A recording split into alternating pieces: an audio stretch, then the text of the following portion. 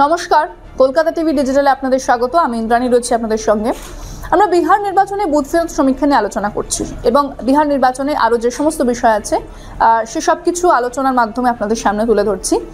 এবার যদি আমরা দেখি যে বিহার নির্বাচনে বুথ ফেরত সমীক্ষাতে এনডিএর জয় জয়কার আমরা দেখতে পাচ্ছি, কিন্তু বেশ কিছু বুথ ফেরত সমীক্ষা সেখানে আবার উল্টো কথা বলছে।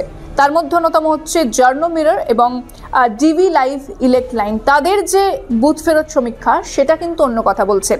যদি জার্নো মিররের বুথ ফেরত সমীক্ষার দিকে নজর রাখি তাহলে সেক্ষেত্রে মহাগঠবন্ধন পাচ্ছে 130 থেকে 140টি আসন, এনডিএ পাচ্ছে 100 থেকে 110 এবং অন্যান্য পাচ্ছে 7। অর্থাৎ জার্নো মিরর তারা কিন্তু মহাগঠবন্ধনকে এগিয়ে রাখছে। এবার যদি আমি বুথ ফেরত সমীক্ষার কথা বলি, ডিবি লাইভ ইলেক্ট লাইনের বুথ ফেরত সমীক্ষার কথা বলি, সেখানেও একইভাবে মহাগঠবন্ধন 130 থেকে 144টি আসন, এনডিএ 95 থেকে 109টি। অর্থাৎ এখানে কিন্তু অনেকটাই এনডিএর আসন কম দেখানো হয়েছে এবং অন্যান্য 8। ডিবি লাইভ এমনটাই বলছে। এবার একটি ইউটিউব অর্থাৎ উল্টা চশমা বলে একটি ইউটিউবের সমীক্ষাতেও উলটপুরাণ দেখা যাচ্ছে এবং এদের আসন ভিত্তিক সমীক্ষা মিলে গেছে অনেকটা জার্নো মিরর এবং ডিবি লাইভের সঙ্গে। কি আছে এই সমীক্ষাতে সেটাও জানাবো। এনডিএ অর্থাৎ এদের প্রত্যেকটি দলকে ধরে ধরে তারা বলছে যে কত তারা আসন পেয়েছে। এনডিএতে যদি দেখি, জেডিইউ পাচ্ছে 45টি আসন, বিজেপি 44টি আসন, এলজেপি অর্থাৎ চিরাগ পাসওয়ানের যে দল সে 6টি, আরএলএম 2টি, এইচএএম হাম মানে জিতেন রাম মাঝি দল সে পাচ্ছে 3টি। অর্থাৎ মোট হচ্ছে 100টি আসন তারা এনডিএকে দিচ্ছে।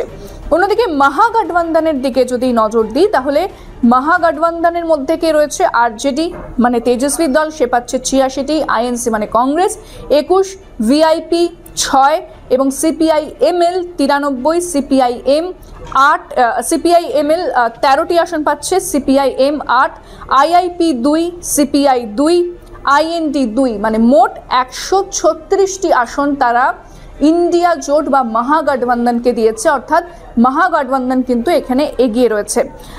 এবার যদি দেখি যে এই ইউটিউবের যে সমীক্ষা রয়েছে সেখানে তারা আরও অনেক দলের কথা বলছে, যেমন এআইএমআইএম মানে আসাদুদ্দিন ওয়েসির যে দল তারা 3টে পাচ্ছে, জনসুরাজ 2টো এবং বিএসপি 2টো। অর্থাৎ জনসুরাজ বা বিএসপি সেভাবে দাগ কাটতে পারেনি। জনসুরাজের কথা বারবার বলা হচ্ছিল যে প্রশান্ত কিশোর একটা ফ্যাক্টর হতে পারেন, কিন্তু জনসুরাজ সেভাবে কিন্তু কোনো ফ্যাক্টর এরা মানে যে উল্টা চশমার যে বুথ ফেরত সমীক্ষা সেখানে জনসুরাজ কোনো দাগ কাটতে পারছে না এবং বিএসপি সেখানে সেরকম ফ্যাক্টর নয়, তারাও 2টো আসনই পাচ্ছে।